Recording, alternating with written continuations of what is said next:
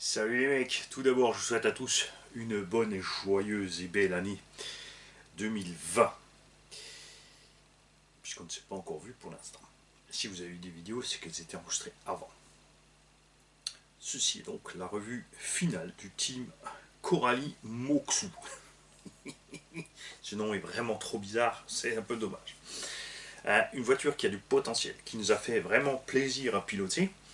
Et je tiens aussi à dire que Coralie est à l'écoute, puisque nous avons fait la vidéo, pour l'instant on a fait l'unboxing et un ou deux essais, ou non, deux, trois essais. Ensuite, on a roulé le Chronos et ils ont regardé ces vidéos et ils m'ont contacté après ces vidéos. Ils attendent donc la revue finale de cet engin pour avoir notre avis. Notre avis, ça veut dire celui de tout le monde qui suit la chaîne.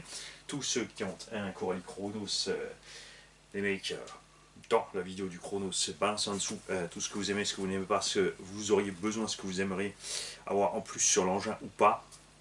Ce qui est absolument défaillant, et la même chose pour le Moxou.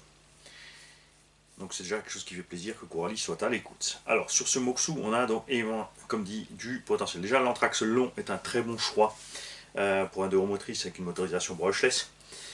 On l'a roulé uniquement en 2S. L'étagement est long. Donc en 2S, on a déjà un bon petit 60 dessus. Évidemment, ça tire sur la lipo. On a fait les essais avec une 5000. Si tu vas à fond dans tout le temps, 15-20 minutes, c'est fini. Enfin, un quart d'heure, on va dire, en gros, si tu fais vraiment du gros terrain dans la prairie ou autre. Et il faut dire qu'il est à l'aise sur ces gros terrains. Personnellement, si vous voulez gagner plus d'autonomie, je préconise de mettre un pignon le plus petit possible et de passer en 3S. Après, par contre, gaffe à la puissance supplémentaire. Si vous laissez l'étagement d'origine, ne mettez pas 3S dedans, vous allez le flinguer. Il est à l'aise en 2S, il est pas mal. On dit on a peut-être un peu à cheval entre un pignon un peu trop grand, mais comme il est sorti du carton, vraiment ça passe. La radio pour le Moxou suffit largement. Dommage donc ce système de bride où il est nécessaire de rentrer dans le mode programmation, d'allumer le véhicule. Là ça va, évidemment, il n'est pas trop puissant, facile à tenir en l'air, tu mets les gaz à fond et ensuite avec ton trim tu diminues tes gaz. Moi je peux que vous conseiller de faire l'inverse, c'est-à-dire tu laisses le véhicule éteint, tu rentres en mode de programmation de bride des gaz, tu le mets au minimum, ensuite tu allumes le véhicule et ensuite tu montes petit à petit et tu fais ton essai. Si tu veux laisser un petit haut ou un débutant rouler avec l'engin sans avoir de soucis ou de crainte qu'il n'y aille trop fort. Tu peux aussi tout simplement passer un pignon plus petit avec le 2S Lipo, ça marchera très bien. Un peu dommage par contre aussi ça, puisqu'on y est, sur les véhicules débutants. Le Lipo, pour un petit gars, une petite gamine, c'est un peu contraignant, parce qu'il faut absolument que l'adulte soit avec.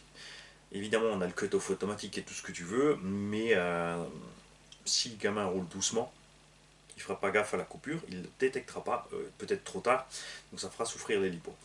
Il serait vraiment bienvenu que quelqu'un nous fasse. Il y a Tamiya qui s'est lancé là-dedans, évidemment, sur le lithium-fer ou lithium-ion. Enfin, c'est du lithium-fer qu'ils font eux. On a moins de voltage sur les éléments. Donc en 3S, en lithium-fer, on est en 9,9 volts. On est donc entre le 2 et le 3S. Je pense que ce serait un très bon choix pour ce type d'engin. Pour les débutants, de se lancer dans le lithium-fer. L'avantage du lithium-fer par rapport au lithium-ion, lithium polymère, au lipo, c'est qu'on a le mix entre la NiMH et la lipo. La NiMH, t'es tranquille, le gamin ne peut pas la bousiller, il n'y a pas de risque. Le lipo, un voltage constant, le NiMH s'effondre, donc le gamin il s'amuse 5 minutes, après c'est fini, ça ralentit, ça ralentit, ça ralentit, et puis chaque fois obligé de rouler jusqu'à ce que le véhicule soit à l'arrêt total pour bien pouvoir recharger sa NiMH pour la fois d'après. Lithium-fer, c'est entre les deux. Tu as un voltage constant comme le lipo, mais un voltage inférieur, et tu n'as pas d'effet mémoire comme le lipo, et par contre le gamin peut rouler jusqu'à ce qu'elle soit totalement vide, sans risque. Donc moi je trouve que c'est l'idéal pour les débutants. Ça, c'est une petite parenthèse sur le sujet. Donc la radio, ça va, mais Coralie, changer de système radio. Hein, comme ça, on est tranquille, puisqu'il y a la même sur les Chronos. À ce sujet aussi, Coralie m'a dit que donc, la version en ligne des notices super bien faites va arriver. Et comme dit qu'ils ont pris note donc certaines petites choses pour le Chronos, il est en vue des pare-chocs et des machins qui seront donc qu'on pourra acheter séparément. Donc en fait, tu achètes la base du Chronos, et après soit tu pars compète, tu l'équipes compète, soit tu pars loisir, tu l'équipes loisir. Sur celui-ci, évidemment, c'est pas prévu compète, donc il n'y a pas d'option compète. Pneumatique, pas de mystère, c'est du Hobbytech. Premier run, on a perdu les capuchons comme on avait prédit lors de la vidéo, et ça c'est les abonnés qui me l'ont dit. Hein. Ils se dit, tu vas voir, les capuchons, tu vas les perdre direct. On a l'habitude avec les BXR, et c'est ce qui est arrivé. Ensuite, un petit impact, je dis petit parce qu'on n'y est vraiment pas allé fort avec la machine. Jante cassée, pneu complètement décollé, parce qu'il y a des rainures dans la partie où le pneu est collé. Donc il ne peut pas adhérer comme il faut à la jante, il est sur les rainures. Donc la surface en contact est ridicule. Il tient sur l'extérieur et l'intérieur du voile ici, là. La colle ne peut que tenir là, pas sur la surface ici de collage. C'est que devant derrière. Et ça craque vraiment moins de deux. Et comme dit, là, il n'y a pas de mystère, c'est du Hobbytech. Après, ces pneus, d'origine, lui vont très bien. Il est très agréable à conduire sur tout type de terrain avec ces pneus. Ils sont résistants. Mérite une meilleure mousse et mérite de meilleures jantes. Le pneu en lui-même est ok. C'est la jante qui est pourrie et le collage qui est pourri. Nous, on a monté des Proline Badlands version.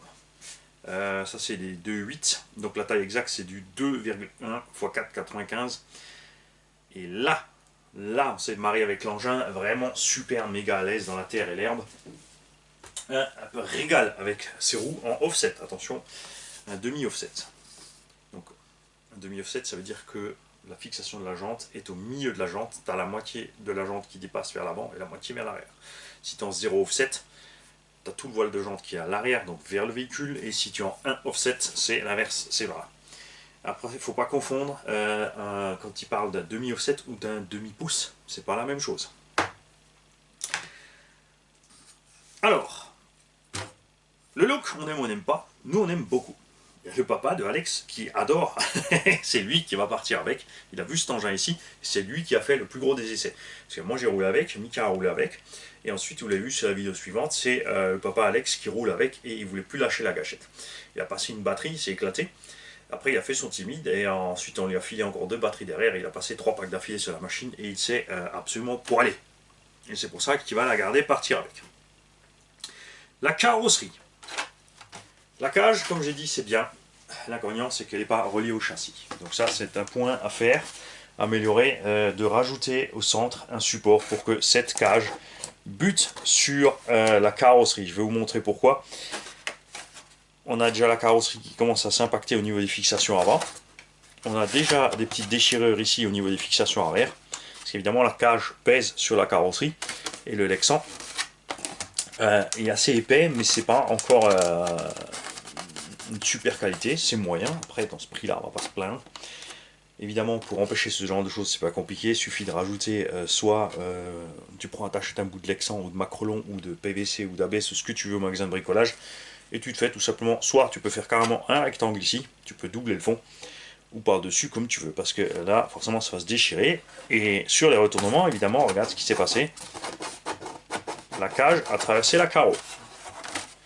Tu vois, ça c'est fatal. C'est pour ça qu'il faudrait que cette cage soit reliée au châssis. C'est la cage qui devrait prendre les chocs et pas la carrosserie. Petite upgrade qui doit être relativement facile à faire, faire un petit support supplémentaire ici au milieu. Fixation de l'hypo. Tu as 2 barrettes qui sont livrées avec, pour les batteries de différentes hauteurs en fait, tout simplement. Il y a quelque chose de prévu pour le câblage, pour le chemin de câble, mais c'est trop grand par rapport au câble du Vario. Lui, il tient pas dedans, il se casse systématiquement la figure. Par contre, le câble de batterie, lui, tient bien dedans. Au lieu d'avoir 2 barrettes comme ça, moi, je verrais bien un système un peu plus simple pour éviter d'avoir justement 2 barrettes, de faire tout simplement un système, une encoche ici réglable en hauteur, toujours par serrage ou desserrage d'une paire de vis pour pouvoir changer la hauteur, comme c'est le cas ici pour l'avant par exemple. Ça c'est pas très grave, mais ça éviterait une pièce à trimballer sur le terrain si tu as 2 types de batteries. Si tu as du 2S et du 3S, il faut emmener tes 2 barrettes reste à 4 types de batterie, bah, t'emmènes que ta barrette, c'est pas un problème. Tu peux aussi tout simplement sur cet engin, parce que c'est ce qu'on a fait sur le terrain, on s'est retrouvé avec une batterie un peu plus grosse, on a mis tout simplement un velcro autour de toute la machine. Tu mets un ou deux velcro autour de toute la caisse, jusqu'à ce que tu ailles frotter ici au milieu usé ton velcro, va se passer un sacré moment, je te le dis. Perso, je suis même plus pour, au lieu de faire une barrette comme ça, qu'il y ait tout simplement un système de velcro vissé sur le côté. Tu glisses ta lipo dedans, tu velcro de gauche-droite, fini. Tu peux mettre tout ce que tu veux en hauteur du lipo sans le moindre problème. Après, c'est sûr que ça, avec les petits clips, c'est méga sécurisé. Si c'est un petit kilomètre dedans, n'essaie pas de se tromper et de mal mettre ses velcro ou quoi que ce soit. Si tu mets la barrette, tu mets les clips, ça ne bouge plus. Après, je suis définitivement contre les mini clips. Ce serait vraiment temps qu'ils arrêtent de faire tous ces mini micro clips partout. Variateur, un peu limite. Quand tu es dans une pente, si tu t'arrêtes dans la pente, tu veux repartir, il se met en sécurité. C'est bien parce qu'il crame pas, mais ça veut dire qu'ils ont mis vraiment l'ampérage vraiment limite de ce qu'il faudrait. Donc a priori c'est 45 ampères, je peux aller voir la notice, mais je pense que 60 ou plus aurait été bien là-dedans évidemment. En 3S, tu auras certainement moins de problèmes, et si tu mets un pignon plus petit, tu auras aussi moins de problèmes évidemment. De l'autre côté, on me dit c'est pas plus mal, qu'il se sécurise rapidement, donc dès que le petit force, si tu as le pare-choc qui touche quelque part ou qu'il y a trop d'efforts dessus, il se met en coupure. Donc il suffit de redescendre, de repartir avec un peu d'élan, c'est pas très grave. Au contraire, c'est peut-être même pas plus mal du tout. On était à la carrosserie, on a oublié de parler des fixations de carreaux qui ont très bien tenu. Elles sont bien flexibles, elles n'ont pas craqué, et pourtant on a fait quelques sauts, on a eu quelques retournements, et tout s'est bien passé. Fixation du vario, évidemment impeccable, ça c'est génial, une clampe complète qui le maintient, aucun souci là-dessus. Pare-choc avant, très solide. Je l'ai trouvé un peu trop rigide, mais en fait, vu que le véhicule est vraiment léger, ça n'a posé aucun problème à cette caisse. Il en a pris sur le pif et tout va bien, surtout que j'ai la super idée de mettre du M4 sur toute la cellule avant. Ici, tu as du M4 en dessous, tu as du M4 au-dessus, donc là, ils ont vraiment assuré, ils savent que c'est là que ça cogne. La roulette. Celle-là, on s'était posé quelques questions. On s'est dit, elle est vraiment pas assez flexible, ça va poser problème. Vous avez vu, on a fait un essai, on a fait un saut de 2-3 mètres. On est tombé d'un mètre à 1,50 m facilement en plein sur la roulette. Rien. RS, ça s'est bien passé. Dans la terre, évidemment. On n'allait pas faire la même chose sur le goudron dans un skatepark. C'est clair que vous allez l'abîmer. Triangle de suspension, c'est pareil, ils ont super bien encaissé. On a pris un paquet d'impact sur l'avant. Rien n'a bougé, ni fusée, ni l'échappe, ni quoi que ce soit à ce niveau-là. Franchement, c'est super. C'est un peu mystérieux quand même pour moi qu'ils aient mis des hexas aussi longs. Il aurait été plus simple de faire un triangle de suspension plus long, un tirant supérieur plus long, une biellette de direction plus longue, tout simplement. Suspension. Tige d'amorto bien épaisse, définitivement beaucoup plus solide que les Traxxas par exemple. Seul petit bémol sur ces suspensions, tu vas voir, regarde là on est bien. Ici, le capuchon s'est déjà mis un peu de travers. Là, on est bien. Ici, il s'est aussi déjà un peu mis de travers, donc quand il prend les coups sur les retournements, ça a tendance à décranter le filetage du capuchon d'amorto. Donc là, on va faire très simplement, on va ouvrir, on va nettoyer proprement, et on va mettre une toute petite goutte de colle. Et on va resserrer le capuchon dessus. Ça n'empêchera pas le démontage plus tard, parce que la colle craquera quand on voudra l'ouvrir, mais ça empêchera ce genre de problématique. Peut-être en vue chez eux des capuchons d'amorto en alu, je ne sais pas. Les ressorts. Les ressorts, c'est cool, ils sont bien pensés, là ça se passe bien, on est bien sur la suspension au niveau de dureté du ressort. Comme dit, les huiles, on est un peu ferme, n'empêche qu'avec ces huiles un peu fermes, il se comporte super bien. Il a un très bon comportement dans l'herbe, la terre et goudron, donc il est relativement stable à rouler. Mais c'est vrai que dans le terrain accidenté, il a tendance à sautiller un petit peu. Là ça va, comme on a des pneus avec des flancs très hauts, relativement mous, c'est eux qui compensent un peu. Moi perso, je passerais sur une huile un peu plus fluide, surtout à l'arrière, pour que le véhicule ait un comportement un peu plus sain encore dans le tout-terrain. L'ouverture. Dans le cache derrière n'a posé aucun problème. Il y a de la terre, de la saleté qui est rentrée, mais ça n'a pas posé de problème. Solution simple pour le boucher, ce sont des petits capuchons qu'on trouve chez les électriciens. Je dois en avoir par là. Bougez pas. Pour les électriciens, tu trouves évidemment des passe-fils de différentes tailles. Ce sont ce genre de choses. avec une petite fente. Donc ça, tu peux glisser dans une carreau en lexan pour faire un support, enfin, pour adoucir l'impact sur la carreau. Tu peux utiliser en dessous. Et ils font des capuchons de ce genre-là, que tu perces toi-même pour passer ton fil. Donc là, tu n'as pas besoin de percer pour passer le fil, puisque tu veux boucher un trou. Et il existe des boîtes complètes de différentes tailles. Il suffit de te glisser ça là-dedans et de fermer ici le trululu. Ça, tu n'auras pas de mauvaise surprise. C'est vrai que c'est dommage de flinguer la transmission sur un petit gravier qui passe dedans, qui va manger la couronne. Au niveau des cardans, donc là, il a passé 4 packs pour l'instant l'engin. Je viens de perdre l'axe de l'hexagone moi-même juste avant. Donc ça, c'est à se méfier sur le terrain. Il est juste là en bas par terre. Si tu enlèves ta roue, l'axe il peut tomber tout seul, il n'y a rien qui le sécurise. Donc tu feras gaffe à ça. On va une fois le mettre de côté pour pas avoir plus de blagues. Et je vais essayer de te montrer ce qu'on y arrive. Donc là, il y a un petit effort à faire chez Coralie, c'est au niveau des cardans. On est vraiment limite. Ici, la noix est relativement courte, et quand on est en plein débattement, ici, l'axe est vraiment à ras au bout, parce qu'ils ont mis un petit bout de caoutchouc à l'intérieur de la noix arrière pour pousser le cardan à fond vers la roue. Le problème, c'est que tu vois là, regarde, tu es vraiment, vraiment limite. On n'a pas eu de mauvaise blague, donc sur les retournements, tu vois, on a toujours les cardans, on n'a pas dû aller les chercher. Alors évidemment, tu pourrais mettre un tout petit bout de durite là-devant aussi, mais après, ça va être vraiment très chaud ici au niveau du débattement. On a les noix qui se sont déjà marquées un petit peu, c'est pour ça que je te dis que 2S, ça lui ira très bien, et que 3S, je pense que ça va être trop pour ces noix et cette transmission.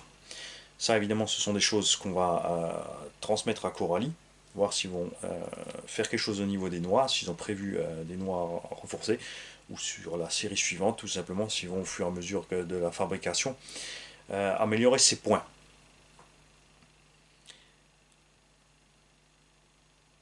Et du coup aussi, avec des cardans un petit peu plus longs, ou des noix ici un peu plus longues, on pourrait plus profiter aussi de tous les réglages de suspension arrière. Ça c'est clair. Pour ma part, je vais descendre la suspension sur le trou extérieur ici, et pour compenser la perte de hauteur, on va descendre ici au niveau du porte-fusée. On a ici des mini-axes avec des mini-circlips, et à l'avant, regardez, on a perdu un de ces petits circlips. Comment ça arrive? Ça arrive quand la jante passe par là avec des débris. Quand tu es braqué à fond,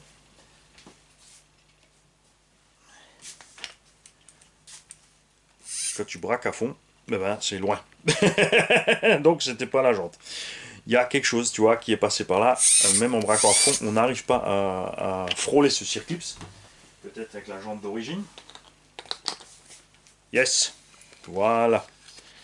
Vous avez, avec moi, découvert le mystère. C'est la jante d'origine qui a dû trimballer des débris, puisque la jante est un peu plus petite, et est passée trop près de ce circlips avec les débris et la terre et la boue. Et allez envoyer valdinguer ce petit circlips avec les Proline. Comme les jantes sont beaucoup plus grandes à l'intérieur, no problemo. Donc ça c'est des choses à surveiller. Après les runs ou pendant les runs, tu check vite tes petits circlips. C'est des axes de, ça doit être du 2,5 ça. Donc à voir éventuellement ce qu'on pourrait trouver en visserie pour remplacer ça, donc de mettre une vis à travers. Généralement si tu as une vis aussi longue, elle n'a pas un filetage à travers tout.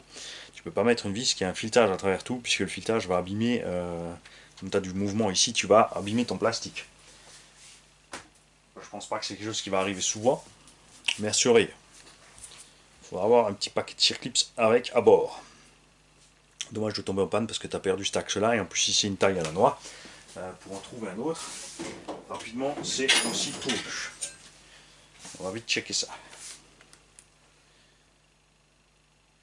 Ouais, c'est du 2,5. Donc 2,5, pas super courant. Donc à voir.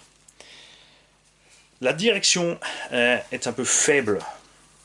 Pourtant là, tu vois, on a un super angle de braquage. Mais ça, c'est quand le triangle à plat. Le problème, c'est l'angle de chasse très élevé d'un euro motrice. Ce qui fait qu'en statique, sur la route, surtout avec un déport pareil ici, les roues ne braquent pas vraiment. Alors, c'est un peu à basse vitesse sur le goudron ou dans les surfaces dures comme l'herbe, c'est pas terrible. Après, c'est un euro motrice, donc tu peux rapidement glisser de l'arrière en mettant un coup de gaz. Après, dans la terre et le sable, forcément, c'est salutaire. Ça t'évitera de faire des donuts sans arrêt. C'est quand tu passes sur une surface glissante. Si tu vas sur une route très dure avec du sable dessus, ou type par exemple les circuits typiques, un 8e ou un 10e TT, qui sont pas encore en moquette, qui sont damés à mort avec la poussière dessus, évidemment là ça devient assez funky à rouler et il faut vraiment maîtriser les gaz pour passer la puissance au sol. Mais là, goudron, herbe, terre, vraiment, enfin là où vraiment ce genre de véhicule va évoluer, on est super à l'aise. Et l'autre chose qu'on a constaté, c'est quand tu braques à fond, regarde où est la biellette et regarde maintenant ce qui se passe quand tu comprimes la suspension. Tu vois, tu tapes à fond dedans. Donc ici, on a une erreur, quelque chose qui a été mal calculé. Soit le levier devrait être plus loin derrière, soit ce bras ici devrait avoir le pli plus devant et partir droit là derrière. Parce qu'il y a la place avec la suspension devant. Tu vois, ça, c'est un peu dommage. C'est pas très grave, mais il aurait fallu que ça soit positionné là devant, peut-être tout simplement. De partir avec une courbe vers l'arrière ici, en partant de l'avant et non pas de l'arrière, pour éviter ce genre de choses. Le sauve-cerveau est relativement faible. Il revient vite, enfin, il bloque vite ta vite. Déjà là, rien qu'à l'arrêt, tu commences à le faire bouger. C'est salutaire aussi pour un débutant. Ensuite, si les gens qui veulent un peu plus de direction, je peux que vous conseiller de monter. Il existe par exemple chez Arma, enfin c'est GPM qui le fait pour Arma, je crois, un petit sauve-cerveau que tu peux monter directement sur le cerveau de direction. Et en alu, qui est un peu plus dur et ça ira bien, puisque le cerveau, lui, par contre, n'a pas de problème avec la force. C'est super bien comporté. Donc dans l'ensemble, je suis satisfait de cette machine. Il y a quelques petits points améliorés qui sont pas énormes. Beaucoup de choses qu'on peut faire soi-même, donc augmenter donc la résistance de la carrosserie avec des petites rondelles, fabriquer quelque chose ici, un support pour que la cage bute sur le châssis, pour réduire l'effort sur la carrosserie, pour éviter de l'abîmer ou de la déchirer plus. Les jantes, c'est moche, mais c'est arrivé. Je ne sais pas si c'est arrivé à plus de gens, mais tu as vu que ça va arriver à beaucoup quand même. Donc ça, c'est un peu dommage, parce que après, c'est vrai que de rééquiper, parce que comme dit, le pneu est bon, donc c'est un peu dommage de devoir acheter tout de suite des roues. Quand tu as acheté un engin ici pas trop cher, là on est à 250 € tout juste, équipé en brushless. Donc c'est assez sympa pour commencer en brushless. Et c'est un peu dommage de devoir, en cas comme ça, si tu as les jantes qui cassent aussi rapidement que ça, de devoir passer sur 4 autres roues. Évidemment, tu as les roues Louise ou autres qui sont pas trop chères, enfin pas trop chères, tu as quand même vite à 25-30 € la paire. Sur le budget global du véhicule, ça fait quand même beaucoup plus. Donc on espère qu'il y aura une petite amélioration à ce niveau-là. Les suspensions, comme dit, les petits capuchons, c'est pas un problème. Si ça t'arrive, tu dévisses proprement un petit point de colle, tu revisses. Pare-choc avant et roulette, tu n'auras pas de souci avec, le châssis non plus, comme dit c'est léger. Là on a pris quelques impacts quand même frontaux, on a bien planté du nez, bien planté de l'arrière, on a fait quelques roulés boulés, on n'a pas eu de souci au niveau des réglations et autres. Et donc la chose à surveiller plus, c'est l'usure des cardans et des noix, et à voir si, parce qu'il y a certaines, ça arrive sur certains véhicules que tu as un marquage assez rapide au début, mais une fois que c'est marqué, c'est fait, ça n'augmente pas plus que ça. Et donc à surveiller, faudrait que ça tienne au moins facilement une cinquantaine de packs, voire une centaine, pour être suffisant, parce que ça passe vite les packs en fait. Là tu vois, on a déjà fait 3-4 packs, si tu calcules 15 minutes par pack, c'est une petite sortie d'une heure, tu as fait 4 packs. Donc si tes cardans ne tiennent qu'une vingtaine de packs, tu vas pas aller bien loin. Fait qu'en l'espace de 6-8 mois, si tu roules tous les week-ends, quelques packs d'affilée, tu as abîmé ta machine. Après eux ils prévoient pas dans cette optique là. C'est juste que les gens font une ou deux sorties par mois, ils passent une ou deux batteries, je ne sais pas comment ils calculent ça. Mais clairement pour moi il y a besoin d'un petit upgrade ici au niveau de ces noix. Et le sauve-cerveau, c'est pareil, ça c'est si tu as envie. Ça ce sont des choses après qu'on peut améliorer seulement si besoin. Mais la base, franchement, est pas mal du tout, surtout au niveau du comportement. J'invite évidemment tous ceux qui ont acheté déjà un engin du genre, que ce soit le Moxu ou la version plus courte ou la version avec l'autre carrosserie, que ce soit du charbon ou du brushless, de nous laisser les petits commentaires qui vont bien avec pour nous dire ce que vous en pensez, si vous êtes satisfait de votre caisse. moi je ferai la synthèse de tout ça, on a un petit mail à Coralie pour voir si on arrive tous un peu sur les mêmes points. Donc pour moi je répète, capuchon d'amorto, noix, et petit point amélioré sur la direction. Et l'essentiel, de quoi mieux protéger cette carrosserie, parce que c'est dommage. C'est quand même une belle carrosserie, et là, si au bout de 3-4 packs on a déjà traversé la carreau, c'est un peu dommage, surtout qu'un poids aussi ridicule. Tu vois, ça, pas bien. Je vous souhaite donc à tous une très belle journée, les gars. Peut-être que cette vidéo sortira en plusieurs versions. Alors, je ne parle pas des différentes langues, mais si j'ai le temps, je vais tester un logiciel de montage où je vais sortir la vidéo brute pour que vous l'ayez rapidement de toute façon. Parce que c'est pas dit que j'ai le temps ou l'envie de travailler dessus pour ces prochains jours. Et c'est possible que dans quelques temps, elle ressorte avec une modification. Mais ça sera juste plus ou moins des tests pour moi. Et bon, on mettra le petit générique, on va essayer d'intégrer le petit logo, 2-3 petits liens, etc. Me faire une petite base type comme ça avec aussi les partenaires et les gens avec lesquels on aime bien communiquer, comme RC Live, Picofran.fr, RC Patapouf, BRZ Passion, etc., etc. Toutes les chaînes cool qu'on a pu trouver au fil du temps. N'oubliez pas aussi pour les fans de tout ce qui est drift, il y a la drifterie, il y a rctuto.fr, RC Jam Jam évidemment aussi, qui fait un peu de tout, et plein d'autres chaînes. Impossible quasiment d'avoir toujours tout en tête et de savoir qui fait quoi. Donc on essaiera, selon les vidéos ou les thèmes des vidéos, de temps en temps chaque fois de faire un petit rappel sur d'autres chaînes. Puisqu'il y a des gens qui ont eu du mal à me trouver moi, maintenant que forcément moi j'ai grandi un petit peu. Je vais essayer aussi de vous aider à vous aiguiller sur d'autres chaînes, parce qu'il n'y a pas que mon style, hein. Moi j'ai mon style brut, machin, bidule, je balance comme c'est, je fais à ma sauce, et il y en a qui préfèrent avoir des belles vidéos avec des beaux petits ralentis de près, des petits montages sympas, donc ceux-là, vous pouvez passer chez RC Live. Il y en a qui adorent voir les vidéos du professeur Tournesol Patapouf, moi aussi d'ailleurs. Salut Raph. Et mais comme dit, il y a de la place pour tous, il y a plein de différents styles, et on trouve pas toujours tout ce qu'on veut, tout ce qu'on a envie. On s'y attend pas, on sait pas non plus où les chercher, c'est vrai qu'il n'y a pas d'espèce de répertoire, et si tu rentres juste des mots-clés comme RC ou machin ou bidule, le choix est énorme, surtout que tu ne peux pas restreindre la recherche par exemple à un groupe de langage, par exemple francophone ou italien ou espagnol, etc. Tu trouves un peu de tout, et les chaînes qui commencent évidemment sont tout en bas de la recherche, et tu as du mal à les trouver. Et il y a des super surprises ces fois sur des chaînes vraiment qu'on n'attendait pas, ou même des noms de chaînes qui n'ont rien à voir avec la RC et pourtant qui font des petits trucs RC super sympas. Et, plein de gens qui ont plein de bonnes idées. Salut les mecs, bonne journée.